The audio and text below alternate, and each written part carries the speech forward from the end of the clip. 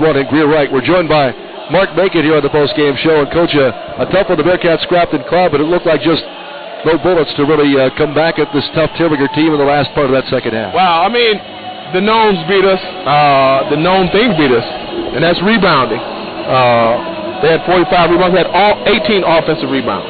18. Ridiculous. But for the most part, we scrapped. We had to scrap without Greer.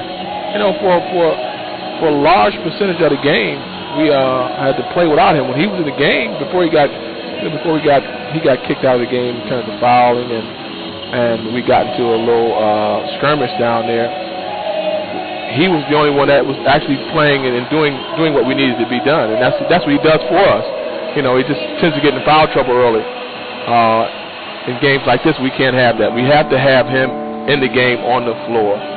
For us to be somewhat successful, though the guys around him can play, they play better with him on the floor. You can tell that when he comes back in. Yeah, he's been more aggressive. It's just a thing with, you know, once again, in games like this, and when you play teams, like I told him, it's just like Maine's game. We shot 22 three-pointers. Can't do that.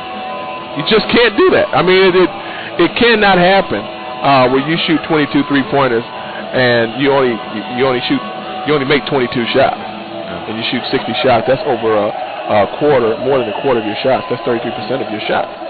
And with the Terriers, as you were mentioning, with the rebound situation, there were a lot of chances here for the Bearcats. One shot and either make it or you're back the other way, where they were getting the second and third chance. Yeah, we were taking shots just out of rhythm. I mean, guys taking shots for 15, 16, 17, the wrong guys taking shots. You know, in certain games. I mean, we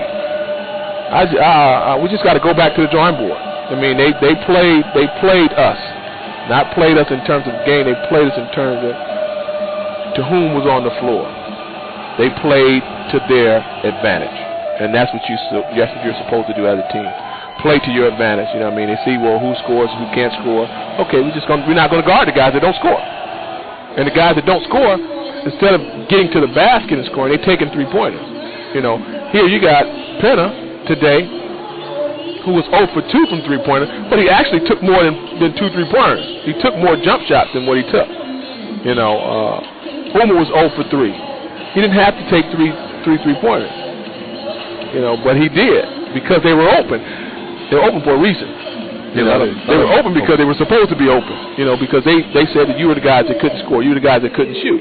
And so, I mean, as a basketball player, you have to realize that. You have to get where you can shoot at, where you're comfortable shooting at. You know, so, Coach, a good effort. It was a great effort by us. I mean, like I said, we played without our best player.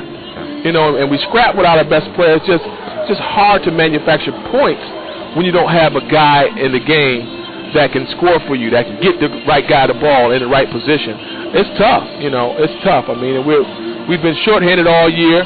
And we're going to be shorthanded for the rest of the year. We can't play shorthanded. Right. You know, we have to play like we've been playing when we win games. That's tough, hard, and gritty. Not to say that it wasn't tough and hard, but the grit wasn't there today like it should have been. Right. Coach, thank you. I want to get back to the locker room. Thank you very much. Mark.